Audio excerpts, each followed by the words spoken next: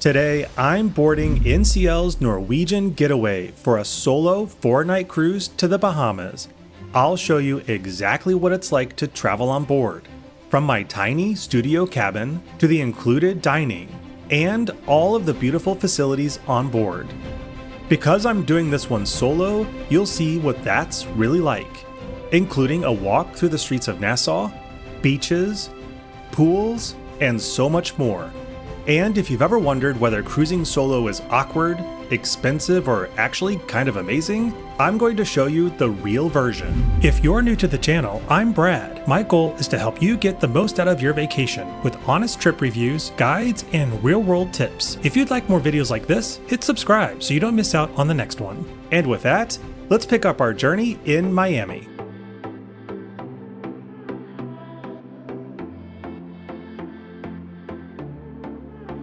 Well, a very sunny good morning from Miami today, where I'm about to get on the Norwegian Getaway. Wasting no more time, let's just get right on board.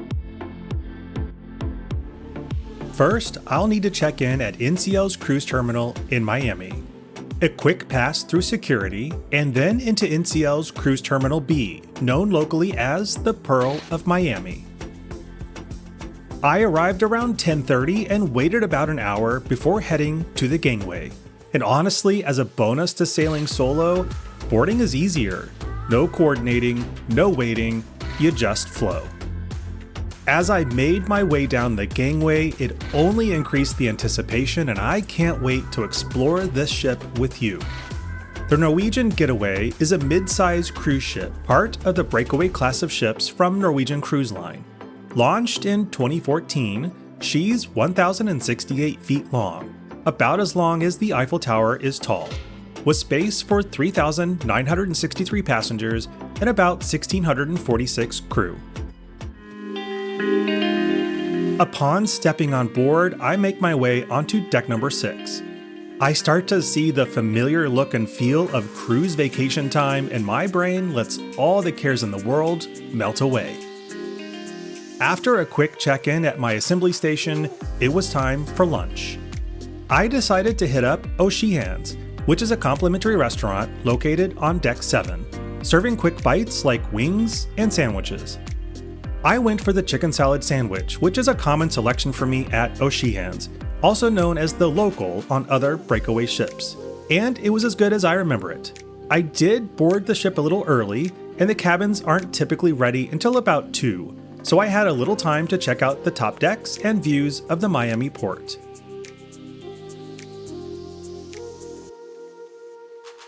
Finally, the announcement came through, and it was time to head to my cabin.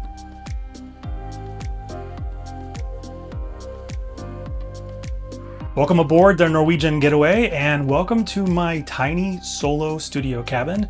I'm of course sailing solo this time. You know, NCL is known for their really great solo programs, and I intend to make the best of it. Moving on, let's unpack, banish the suitcase under the bed, and take our first looks around the cabin. This is cabin 11529, a solo interior studio cabin. NCL provides solo cabins in many categories, and this particular cabin is part of a block of studio cabins that share a common area and studio lounge. This is basically NCL's built-in solo neighborhood. You get privacy in your room, but you're not isolated. And the biggest reason people look at these cabins is simple. They're one of the easiest ways to reduce the solo supplement pricing.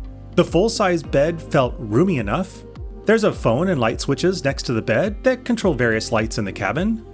Storage-wise, there are 2 sliding door closets to hang clothes, a few shelves for various items, and a small desk where you can do some work. Just keep in mind, this desk can get in the way of the closets. You'll learn the studio cabin shuffle pretty fast. Along the wall next to the bed and behind these sliding doors is a frosted window that borrows a bit of hallway light without sacrificing privacy. As for the bathroom, there was a shower that was plenty big and a separate room for the toilet. Finally, a small sink, some additional storage space for towels and toiletries, and a full-length mirror. Overall, a small, efficient space that did the job. Now this is quite a lot smaller than my last cruise on Wonder of the Seas, where I got to enjoy a balcony cabin, but since I'm sailing solo and on a budget, this will have to do. We'll explore more later, but one secret weapon for solo cruising on this ship is the studio lounge. Free coffee, snacks, and a built-in place to bump into other solo travelers. There's certainly more to see, but as we're about to depart, let's go enjoy the sail away celebration.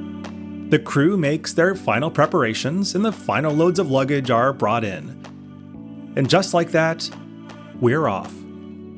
Bound for the Bahamas. Where exactly are we going? We'll be heading first to Nassau, Bahamas, then enjoying a relaxing day at sea, followed by a stop at Great Stirrup Cay before returning to our home port of Miami. Stick around, I'm very excited to share it all with you. To get a better view of the sail away, I headed up to the upper pool decks. The weather was a little chilly, so the hot tubs were very busy. Now that we're on our way and evening is upon us, it's time to grab a drink, plan some dinner, and get my first glimpses of the various parts of this ship. First, I'll get changed into something a little more dinner appropriate. As a reminder, NCL doesn't have a strict dress code on board, though they may frown upon shorts at dinner in many of the specialty restaurants.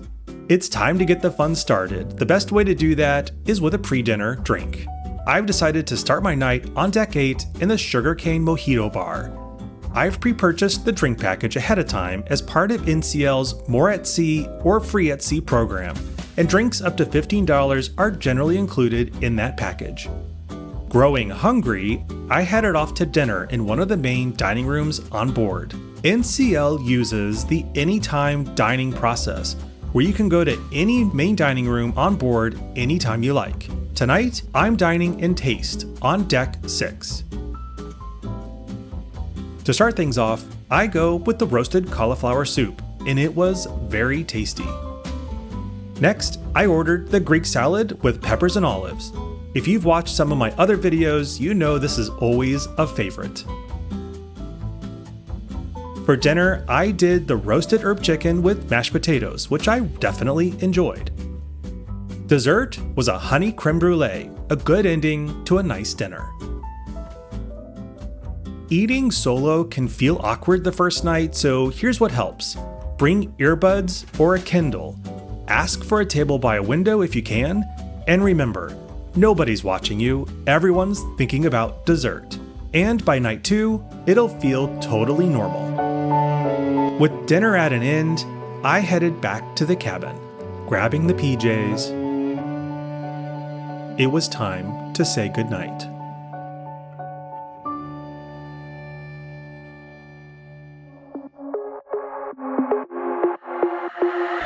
Good morning and welcome to Nassau. I wish I could say I slept well, but it was a bit of a rough night with more than usual rocking and shaking. I'm sure a nap will be had later.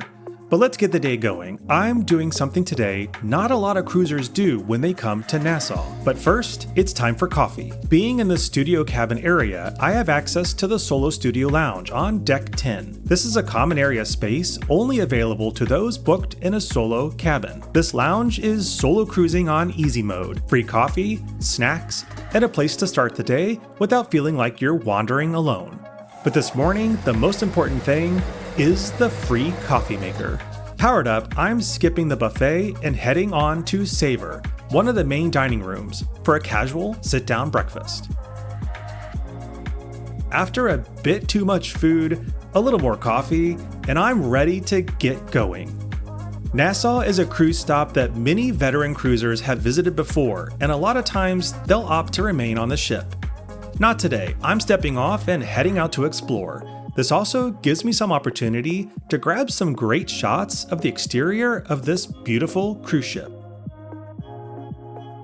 Today I've decided to book a walking tour of some of the highlights of Nassau.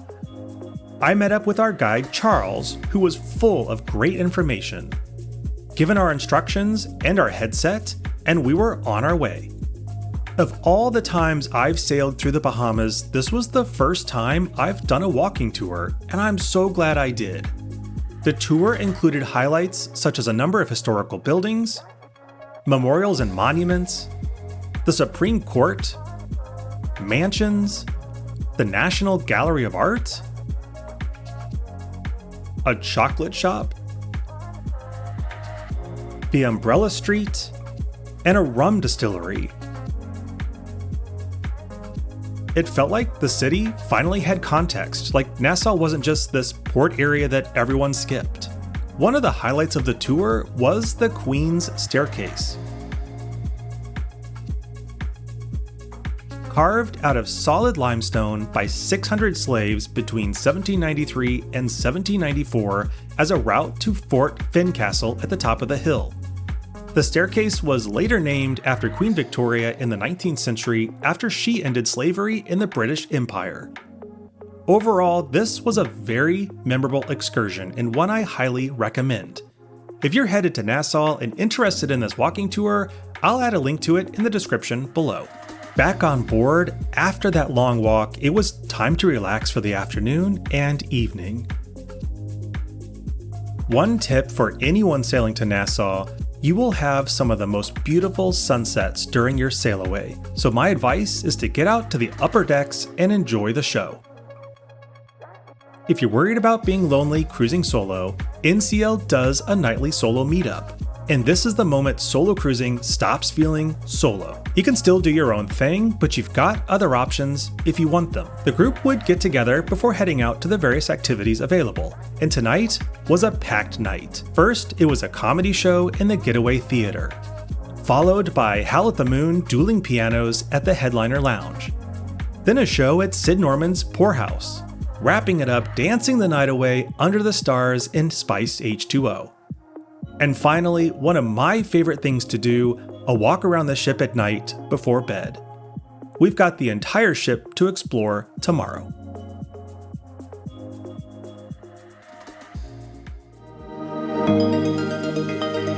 Good morning, it's a sea day today, so I thought it'd be a good chance to give you a tour of the rest of the ship. But first, coffee is on order. And to do that, I'm heading down to Deck 6 to the specialty coffee shop on board, Starbucks. Your favorite coffees and limited pastries are available for order here, and may or may not be included in your drink package depending on which version you purchased, though you can add an unlimited Starbucks package at an additional cost. Starbucks gift cards are accepted here on board. With that out of the way, let's start our ship exploration. There's a lot to see on a ship like this, but let's start down here on deck number 6. In the Atrium, you'll find various guest services and shore excursion desks, along with the Atrium bar and internet cafe. In the Atrium, they do various activities including trivia, music, and game shows. And around the corner is the card room, a quiet space to check out a book or play a game of cards. Also on this deck is the Illusionarium, a steampunk-themed space that hosts various events throughout the cruise. This was a super cool space, but was a bit underutilized in my opinion. Further along this deck is the Midship Atrium, where you can find the Headliners Club. Open late into the night, they offer comedy acts and music. Also, come here on your first day so you can make your dinner reservations. Directly across is Le Bistro, a specialty restaurant specialized in French-inspired cuisine. I've booked dinner here later tonight. Next to that is Teppanyaki, another specialty restaurant that is very popular. Moving down through the art gallery, we find ourselves at the Mixx bar, which spans between two of the included main dining rooms aboard the Norwegian Getaway, Taste and Savor.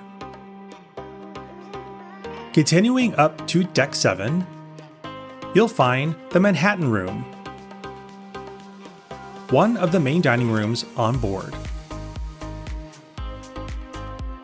Next up is the Shanghai Noodle Bar. This is a complimentary restaurant serving various Japanese dishes, but you usually need to make a reservation ahead of time. Across the way is the Bliss Ultra Lounge. Late night energy lives here. Further down is Bar 21 and the Getaway Casino. The casino has both a smoking and non-smoking section full of every kind of game you may want to try your luck at. Surrounding the atrium on Deck 7 is O'Sheehan's Bar and Grill, a bar and sit-down restaurant that is included in your cruise fare. You'll find typical pub food like burgers and fries, all of which is quite good and very convenient. Finally, on Deck 7 is the Getaway Theater. Here they host various shows and entertainment along with bingo and other game shows. As usual, these breakaway class theaters are rather dull in my opinion. Heading on up to Deck 8, we come to La Cucina, another specialty restaurant on board with the typical Italian fare. Directly across is Sid Norman's Poorhouse, featuring musical acts and late-night karaoke. Next up is the Sunset Bar, serving whiskey and bourbon-themed drinks along with about anything else you could desire. Around the corner is the Humidor, a small spot for cigar smoking. Bring your own or you can buy one on board. Nearby is the Bake Shop, serving various sweet treats you can buy at an additional cost. Further on is the Sugarcane Mojito Bar, a small venue dedicated to this Cuban cocktail with several options on offer. At night, this place was always very busy and lively. Tucked next to Sugarcane is the Sky Vodka Ice Bar. Don a parka, these were particularly fashionable, and head into the cold. This bar usually costs about a $15 cover charge, which provides 2 small drinks inside and entry for about 20 minutes, though you'll probably not be able to stay that long. It was definitely colder in here than I expected, but it was really a fun experience. Get in line early to make sure you get a spot. Across the atrium is Wasabi, the Raw Bar, and Ocean Blue, specialty restaurants focused on sushi and other seafood dishes. Spanning a good portion of Deck 8 is the Tradewinds shopping area, offering tax and duty-free shopping on clothing, jewelry, alcohol, and other various items. Reaching the aft, we come to the Pride Meridian Bar, where you can grab a drink before your dinner at the 2 specialty restaurants, Cagney's Steakhouse or Moderno Churrascaria. Reservations are required at the various specialty restaurants, and you can make those reservations ahead of time on the app, at the Headliner Club on the first day, or on the various touchscreens around the ship. Wrapping around most of Deck 8 is the Waterfront, and many of the restaurants on board stretch out into this space for alfresco dining right next to the ocean. I love this space and always find it to be very inviting. Now, it did get a little crowded on sea days, but this is where you get that I'm on a cruise feeling to your vacation. That was a lot of playing tour guide. I think it's time for some brunch, so I'll head up to the Garden Cafe on Deck 15. The Garden Cafe is your standard cruise-style buffet.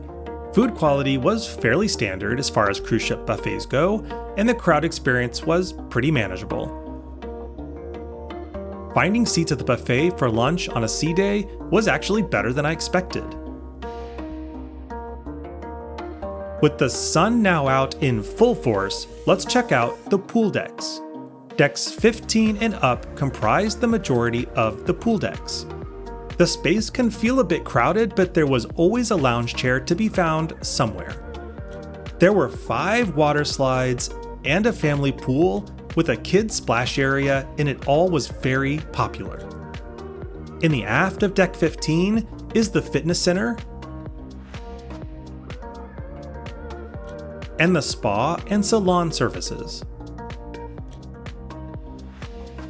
Up one deck to Deck 16 is the American Diner, a complimentary eatery serving burgers and milkshakes. Next to that is the Arcade. At the rear of the ship is Spice H2O, an adults-only spot with lots of lounge chairs and space to relax. This is also where most of the nighttime parties were hosted.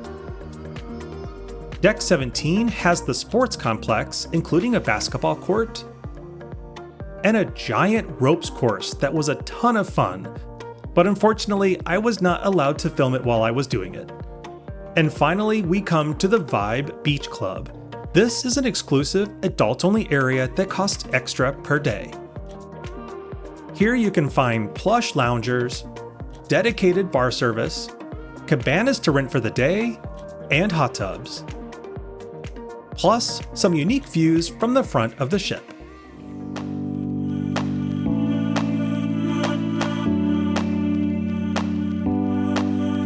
Exploring a cruise ship is always fun and one of my favorite things to do, but tonight is the Glow Party, which is a regular party NCL hosts on most of their ships. The solo group is meeting up to make their own shirts for the night, so I thought I'd get crafty and join them.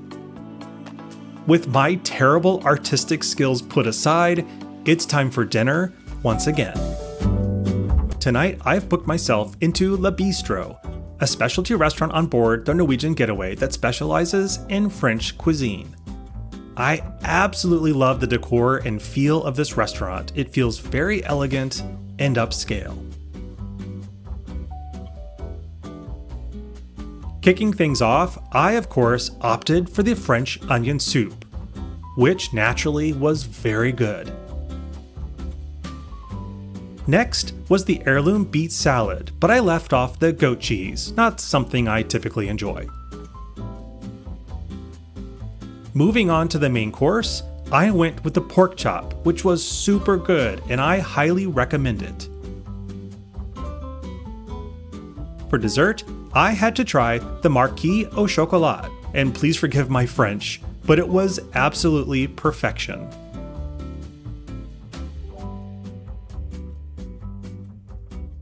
To wrap up the night, we gathered our glow sticks and headed up to Spice H2O to dance the night away at the Glow Party.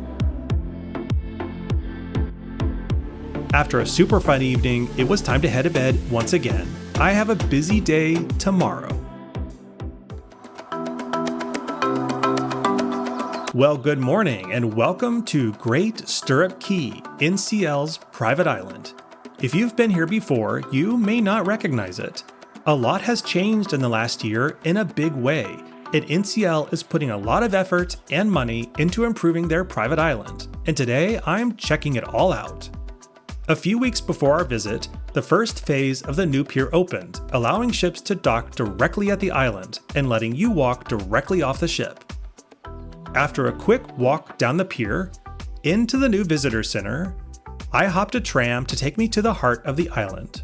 And a solo tip, private islands are one of the easiest places to be solo. Safe, walkable, and you can choose social or quiet in a matter of minutes. The first new thing you'll come to is the new Kids Splash Harbor, followed by the new Great Life Lagoon, an oceanfront pool with 2 swim-up bars, lots of lounge space, and cabanas you can rent for the day. Further into the island, you'll find what Great Stirrup Cay is most known for, its iconic lighthouse and beautiful, soft, sandy beaches. It doesn't get much better than this. Or so I thought. I bought a pass to the newly opened Vibe Shore Club, an exclusive adults-only area with these beautiful palm trees and extra soft lounge chairs. If you're interested in finding out more about Great Stirrup Cay and the Vibe Shore Club, I've done a full review of both. Check out the links in the description below. Pina colada in hand, this was a great spot to slow down and relax before my trip came to an end. And with that, let's wrap up my solo Norwegian Getaway trip. The big question is, was my solo cruise on the Norwegian Getaway worth it? Well, for me, absolutely. From the friends I made to the time I spent alone, this all worked great for me. The only thing I might do differently would be to spend a little more for a solo ocean view cabin. I always miss at least a window when I'm in an interior cabin by myself. Before we wrap up, let's talk about the cost. For this solo trip in my solo studio cabin, I paid $560, not including airfare and excursions. That did include the More at Sea package, which includes some excursion credits, a specialty dining credit, some Wi-Fi minutes, and a drinks package. Well, unfortunately, that does bring my trip on the Norwegian Getaway to an end. I hope you enjoyed watching. I had a really great time, and I'll see you on board again soon. Bye!